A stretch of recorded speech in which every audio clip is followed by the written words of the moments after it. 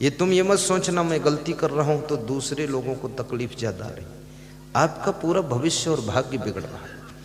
ये तुम्हारी गलतियां तुम्हारे भाग्य को कमजोर करती है, तुम्हारी भूल चूक त्रुटि तुम्हारी किस्मत को कमजोर कर देती है।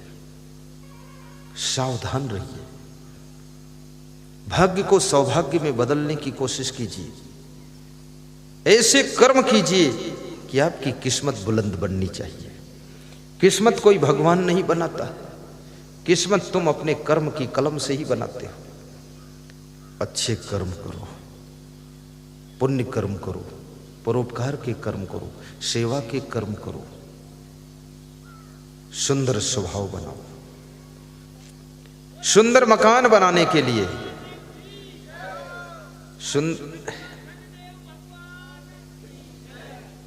महात्मा जी राजस्थानी आवाज है, बहुत मिर्चा खाकर बोल रहा है।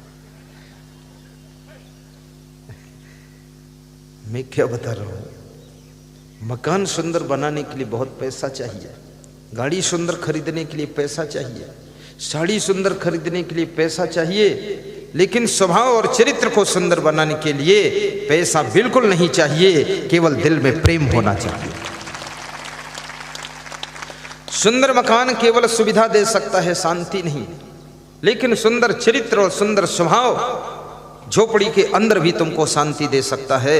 लेकिन जिनका सुंदर स्वभाव है, सुंदर चरित्र है, सुंदर विचार है, याद रखना वह झोपड़ी में उनको रहना नहीं पड़ता है, उनके लिए भी सुंदर भवन बन जाता है और उनका बहुत विकास होता है।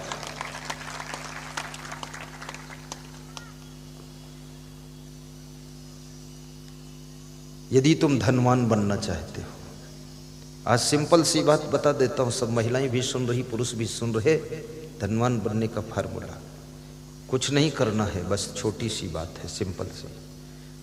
अपने स्वभाव को सुधारो, चिड़चिड़ा स्वभाव मत बनाओ, प्रसन्न रहा करो, भोजन कम किया करो, साफ सफाई रखा करो, गम खा लिया करो, टिल टिल टिल टिल मत बोला करो,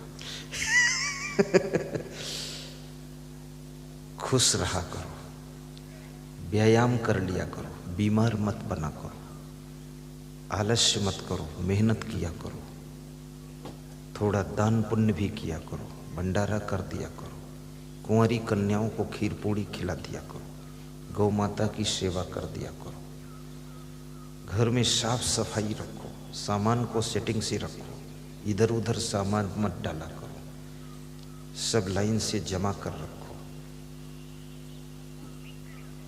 गुस्सा मत किया करो, हंसते हंसते रहा करो। घर में 5-6 बार दिन भर में ठहाका लगना ही चाहिए, लक्ष्मी आएगी।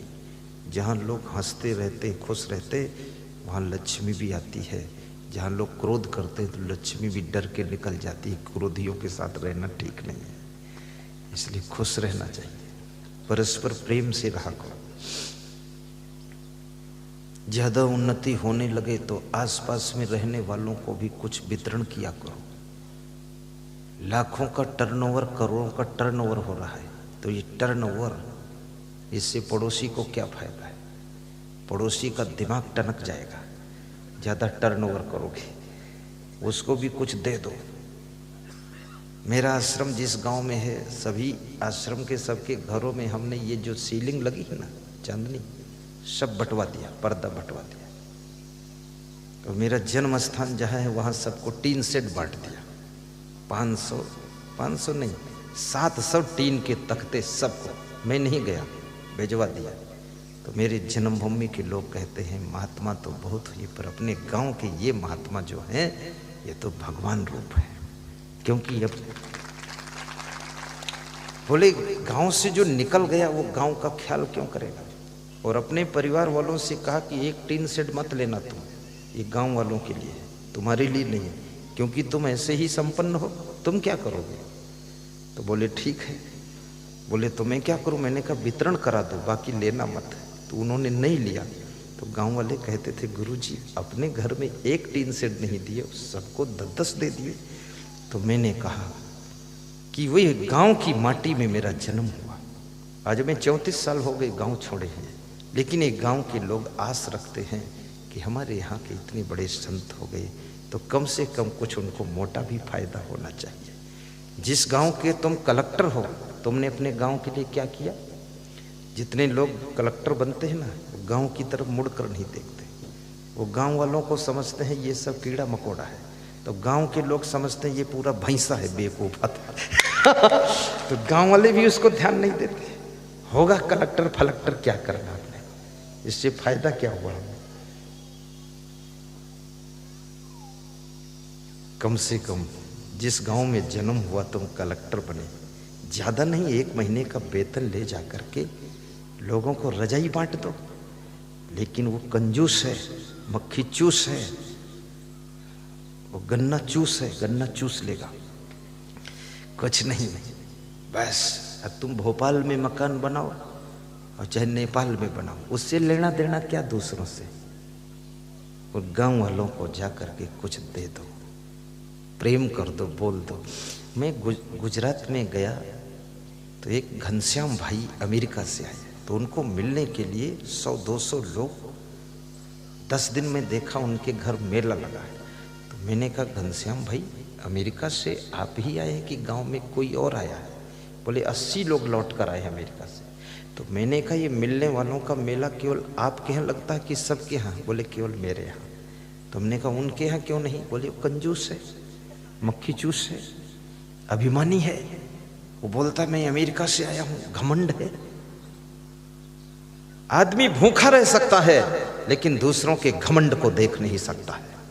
याद रखना, आदमी प्रेम चाहता है, नम्रता चाहता है, सरलता चाहता है, उदारता चाहता है। मैंने कहा आप? बोले हमारे यहाँ जो आते मैं उनके पैर छूता हूँ और बिठाता हूँ और डेली 1 कुंटल मीठा वितरण करता हूँ, सब खाते हैं और सबको गुरुदेव, किसी को 5,000, किसी को 10,000, किसी को 20,000 देता हूँ, भर के नोट लाया हूँ कमा करके पूरे गांव के लिए। बोले हमारे यहाँ चहल पहल चल रहा, मिलन समारोह दूसरों को भी बांटना चाहिए, देना चाहिए। और याद रखना, अगर देने का तुम मन बना लोगे तो तुम्हारे देने से पहले ये प्रकृति तुमको देने योग्य बना देगी, फिर तुम देना शुरू कर दो। तुम मन तो बनाओ, फिर देखना क्या होने वाला है।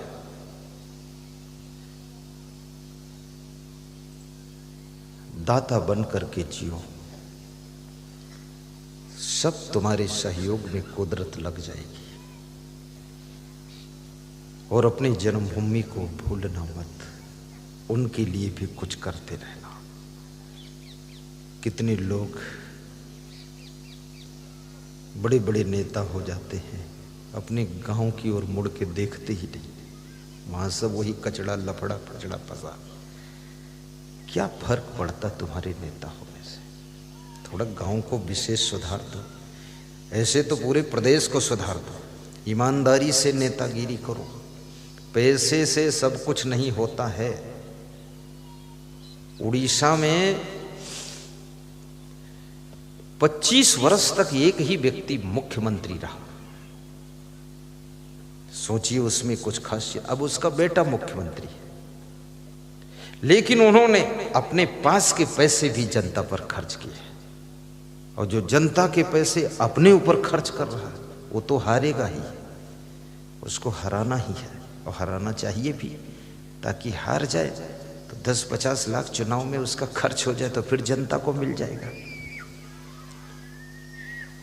जीतना ही जीतना है, अच्छा काम कर दीजिए, प्रदेश का विकास करिए, अच्छी रोड बनाइए।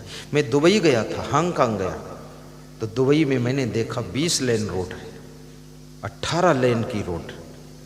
और मैं इंडिया में देखा तो यहाँ 4 लेन के बाद 4 लेन शुरू, आगे कोई और लेन नहीं है, बस 4 लेन। और 4 लेन भी उखड़ गई है बहुत जगह, उसका गड्ढा कोई ठीक करने वाला नहीं।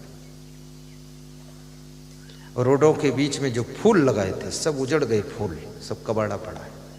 मैं पूछता हूँ, जब फूल तुम संभाल नहीं सकते तो फूलों के ऊपर करोड़ों अरबों रुपये बर्बाद क्यों करते हो? मत लगाओ फूल, उसी पैसे से थोड़ा रोड और चौड़ी कर दो, 6 लेन कर दो, 8 लेन कर दो, और हिम्मत करके काम करो। ये मत डरो कोई मार देगा, अरे कोई नहीं मारेगा। बिना मारे मरोगे तुम। यहाँ अमर कौन है? सब मरने के लिए पैदा हुए हैं। कर दो जो सही है कर दो। जनसंख्या नियंत्रण बिल ला करके पास कर दो, कोई मारने वाला नहीं।